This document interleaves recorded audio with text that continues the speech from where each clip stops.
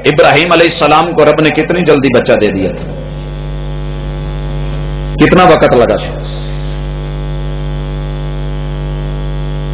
86 میرے خیال میں ہماری عمر نہیں ہوتی، اتنا وقت لگ گیا تھا ان کو دعا مانگتے، مگر مایوس نہیں ہوئے۔ وَأَنْتَ خَيْرُ الْوَارِثِينَ کہتے، رب حَبْ لِي مِنَ الصَّالِحِينَ کہتے۔ انبیاء کی زندگیاں ہمارے لیے جو ہے وہ ایک علامت تھی، حوصلہ رکھنا، رب دے تو بھی رحمت، نہ دے تو حکمت دیتا ہے۔ جب ناڑو کے ذریعے دیا تھا واللہ خیر الرازقین، تو وہاں کس نے رزق پہنچایا تھا؟ جب وہ رستہ کٹا دنیا میں آیا، 3 دن کا کوٹا دے کے یہ اتنا ناڑوا کیوں بچایا کہ اگر ماں کا دودھ نہیں اتر رہا اور باہر ہڑتال ہے، دودھ کا ڈبہ یا تازہ دودھ نہیں مل رہا، تو 3 دن تلک جب تک ماں کا دودھ نہیں اترتا تجھے بھوکا نہ مرنے دے، نہ تو بھوکا مرے گا نہ یہ ناڑو خشک ہو کے گرے گا۔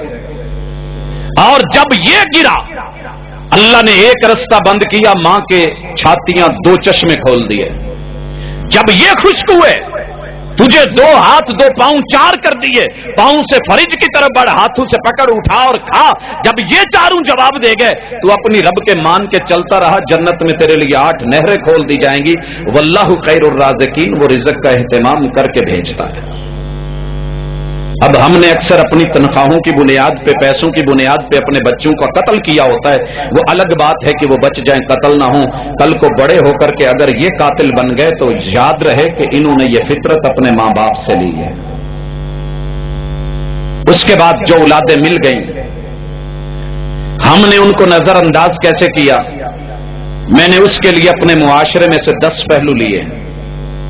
امید ہے کہ آپ اس کو ذرا گہری نظر سے دیکھیں گے، اگر کہیں پہ کوئی چینج ہو، حقیقت نہ ہو تو مجھے بتائیے گا۔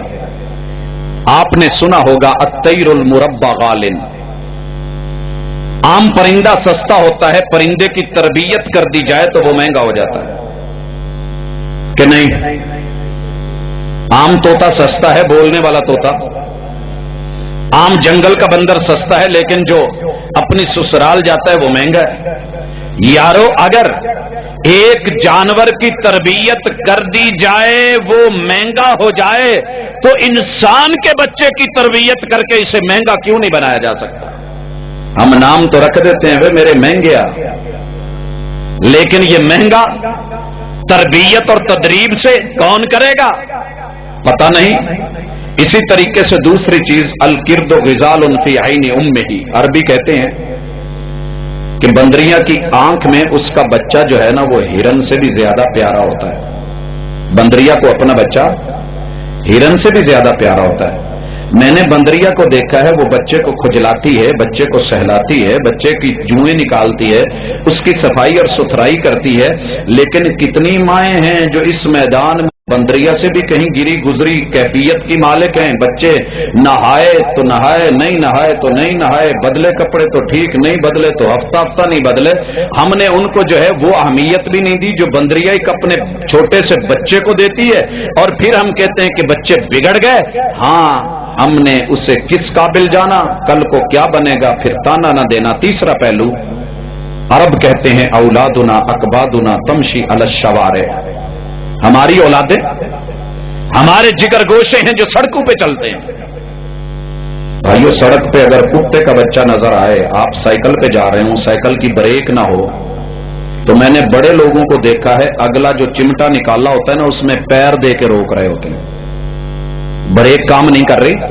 اچانک کتے کا بچہ پلا سامنے آ گیا، بریک لگائیں گے گر جائیں گے، گاڑی الٹا دی جاتی ہے ایک جانور کو بچاتے بچاتے۔ مگر ہمارے بچے جو ہے وہ گناہوں کے پہاڑ کے نیچے آ رہے ہیں، دب رہے ہیں، مر رہے ہیں، مگر ہمیں بچانے کی کوئی ہمت نہیں، ہماری کوئی بریک نہیں۔ تو پھر ان کی ویلیو ایک کتے کے بچے کی جتنی بھی نہ نکلی۔ پھر ہم پوچھتے ہیں کہ بچے کیوں بگڑتے ہیں؟ ایک اور چیز، ہماری اولادیں نازک آبگینے ہیں۔ محبوب نے کہا تھا لا تکسر القواریر، یہ نازک آبگینے سنبھال کے رکھنا، یہ ٹوٹ نہ جائیں، یہ ٹوٹ نہ جائیں۔ میں نے گھر میں ماؤں کو، بہنوں کو، عورتوں کو دیکھا ہے اپنے جہیز کی بڑی حفاظت کرتی ہیں، اور خصوصاً جو ان میں شیشے کے برتن ہوتے ہیں نا، بڑا سنبھال سنبھال کے، پہلے تو نکالتی نہیں ہے، تیرے نانے دی نشانی ہے پوت، بچے کو پیارا بھی لگے، شوہر کہتا بھی رہے تو نہیں ابا جی کی نشانی، یہ تو نہیں نکلے گا، ابے ہوں اتنی موڑ کے ہونا اور لے آؤ۔ اور اگر کبھی نکال بھی لیے تو شوہر کو بھی پکڑاتے ہوئے کہیں گی ذرا خیال نال۔ اور اگر بیٹے سے گر کے ٹوٹ گیا اس ایک برتن کے لیے، میں نے ایک ماں کو دیکھا اپنے بیٹے کا سر پھوڑ دیا، کیا ہوا ہے انہیں میرے پیو دی نشانی بن دیتی ہے۔ اگر شیشے کے برتن کی اتنی حفاظت ہے تو تیرے اپنے نازک آب گینے کی اتنی حفاظت کون کرے گا؟ ایک شیشے کے گلاس کی اتنی بھی قیمت نہیں اولاد کی، کل کو یہ بگڑ گیا تو پھر اعتراض کیسا ہے کہ بچے کیوں بگڑتے ہیں۔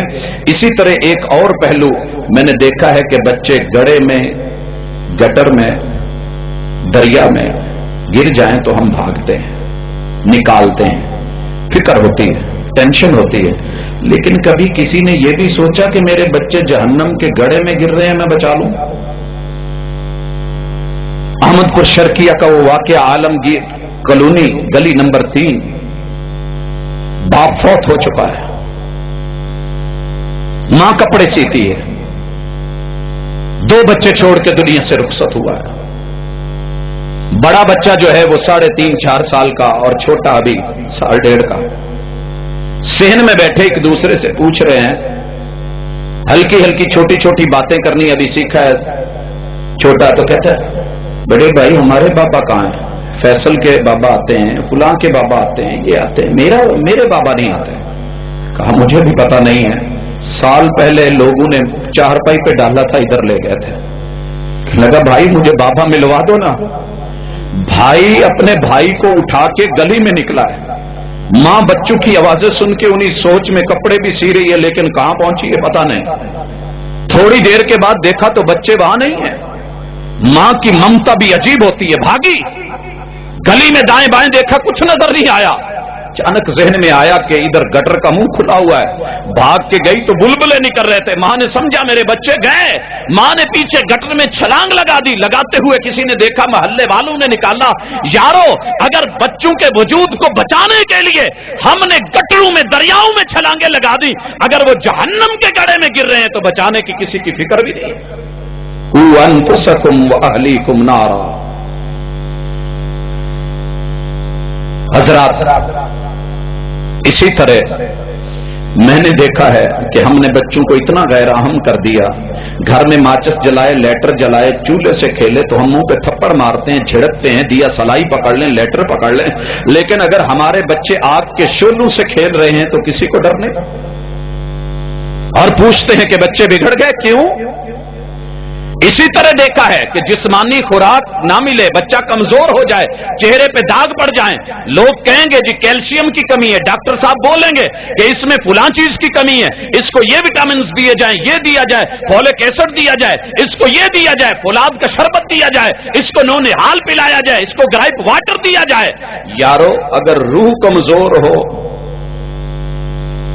صبح ناشتہ نہ کرے، دوپہر کو لنچ نہ کرے، شام کو ڈنر نہ کرے، ہم گھبرا جاتے ہیں، پوچھتے ہیں بچے نے کھایا؟ کچھ نہیں۔ اللہ نے روح کے لیے جو دن میں 5 مرتبہ خوراک رکھی ہے نماز کی، وہ پڑھے یا نہ پڑھے ہمیں فکر ہی نہیں، سالہ سال، اور پھر کہتے ہیں کہ بچے خراب کیوں ہیں؟ ان کی جو ہے روح وہ لنگڑی ہے، وہ لولی ہے۔ اگر وجود لنگڑا ہو جائے پولیو کا تو ہم پولیو فری زون اور ایریا اور ملک اور کنٹری دینا چاہتے ہیں، لیکن اگر ساری روحیں لنگڑی، معذور اور کنگال ہوں تو پھر فکر ہی نہیں، پھر بچے بگڑیں گے نہیں تو اور کیا ہوگا۔ مزید میں نے دیکھا ہے بچوں کے جسموں کو کہیں انفیکشن نہ ہو جائے، جراثیم نہ لے جائیں، دست سے بچاؤ کے لیے ڈیٹول مشہوری دے رہا ہے، دست سے بچاؤ کے لیے لائف بوائے اپنے پروگرامز لگا رہا ہے، دست سے بچاؤ کے لیے سیف گارڈ اپنی جو ہے وہ فلمیں بنا کے بچوں کو کارٹونوں کی شکلوں میں دے رہا ہے۔ کیوں؟ اگر یہ ہاتھوں میں رہے، وجود میں رہے تو نزلہ، فلو، کھانسی، ہیضہ، پتہ نہیں کیا کچھ ہو جائے گا۔ لیکن ہمارے بچوں کو 10 نہیں 100 ایسی امراض کے جو کہیں سے زیادہ جراثیم، کہیں شرک کی شکل میں، کہیں بدعت کی شکل میں، کہیں نافرمانیوں کی شکل میں، کہیں بغاوت کی شکل میں، کہیں رسوم و رواج کی شکل میں ہمارے بچوں کے وجود میں انفیکشن کر رہے ہیں اور دن بدن بڑھتی جا رہی ہے، تو کسی کو فکر ہی نہیں، پھر بچے بگڑیں گے نہیں تو اور کیا ہوگا؟ اور ہم پوچھتے ہیں کہ بچے کیوں بگڑتے ہیں؟ بھائیوں، کپڑوں پہ جسم پہ داغ ہوں تو ہمیں ٹینشن ہوتی ہے، کھانا کھاتے اگر سفید یونیفارم پہ کچھ گر جائے صبح ماں کی حالت دیکھنے والی ہوتی ہے، بابا تڑپ جاتے ہیں۔ لیکن اگر روحیں داغدار ہیں، روحیں داغدار ہیں اور ان پہ بغاوتوں کے، ظلم کے، تشدد کے اور اللہ اور اس کی رسول کی نافرمانیوں کے داغ ہیں تو کوئی پرواہ نہیں۔ میں نے دیکھا ہے کہ اگر بچہ ون ویلنگ کر رہا ہو، پتہ نہیں آپ کے علاقے میں ہوتی ہے کہ نہیں، سائیکل کو یا بائک کو، موٹر سائیکل کو ایک ویل پہ چلانے بچہ بڑا خوش ہوتا ہے، اسے مہارت ملتی ہے کہ میں ایک ویل پہ چلا رہا ہوں۔ آپ کے بڑے بڑے شہروں کے اندر اس کے بڑے بڑے مظاہرے خصوصاً جمعے کے دن اور اتوار کے دن ہوتے ہیں، حکومت نے پابندی لگا رہی ہے اور بڑے بڑے اشتہارات دیے ہیں کہ ون ویلنگ کرنا غلط ہے، اس سے جان کو خطرہ ہے، اور اگر کوئی پکڑا گیا تو جرمانہ ہوگا، یہ ہوگا، وہ ہوگا، سزائیں دی جائیں گی۔ یارو، کبھی والدین نہ بھی ہوں، عام آدمی جا رہا اور ڈرائیور کے طور پہ بچے کو ون ویلنگ کرتے دیکھے تو افسوس ہوتا ہے، کسی ماں کا تو لال ہے نا، یہ کر رہا ہے، اللہ نہ کرے کچھ ہو گیا تو کیا بنے گا؟ کیا بنے گا؟ 1122 کو بلانا پڑے گا، ٹانکے لگیں گے، شکل بدل جائے گی، جان سے ہاتھ دھو بیٹھے گا۔ ہمیں افسوس ہوتا ہے، لیکن پوری قوم کی اولادیں ون ویلنگ کر رہی ہیں۔ دنیا کی گاڑی دو پہیوں پہ چلتی ہے، ربنا آتنا فی الدنیا حسنہ وفی الآخرۃ حسنہ۔ دنیا کا ویل بھی خوبصورتی سے چلے اور آخرت کا ویل بھی پہیا خوبصورتی سے گھومے تو پھر انسان کی انسانیت اوپر رواں دواں رہتی ہے، مگر پوری قوم کے بچے دنیا کے ویل کے اوپر چل رہے ہیں، کمانے میں، کھانے میں، پینے میں، لینے میں، دینے میں، پڑھنے میں، پڑھانے میں، اٹھنے میں، بیٹھنے میں، جاگنے میں، سونے میں، سلانے میں، دوسرا ویل کو نیچے لگا ہی نہیں رہا اور اس طرف کسی کی توجہ ہی نہیں، کوئی پرواہ ہی نہیں۔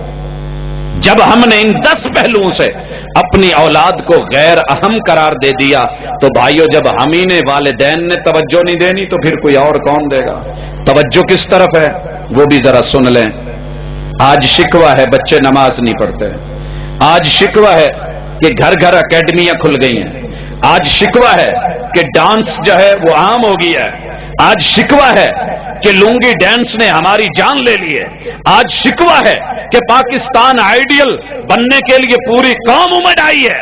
یارو، معذرت کے ساتھ کہوں گا، کل جب مائیں بچوں کو پیٹ میں لے کے ایام حمل میں قرآن پڑھتی تھی، تلاوتیں کرتی تھی، نمازیں پڑھتی تھی، بچوں کو یہ روحانی غذا بھی ساتھ ساتھ ملتی تھی، وہ بھی مسجدوں کا رخ کرتے تھے، لیکن جب بچے کو، جب ماں کو ایام حمل نے، ڈاکٹر نے بیڈ ریسٹ لکھ کے دی ہو اور بیڈ روم کے اندر ماشاءاللہ کیبل چل رہی ہو اور دنیا جہان کے ڈش انٹینوں کے ڈانس لگے ہوئے ہوں اور ماں جو ہے اپنے کانوں میں ہیڈ فون لگا کر کے مرضی سے جو ہے اپنا تیز اور لائٹ میوزک سن کے اور ساتھ میں جو ہے مزے سے تنہائی میں ناچ رہی ہو، تو پھر کیا ہوگا؟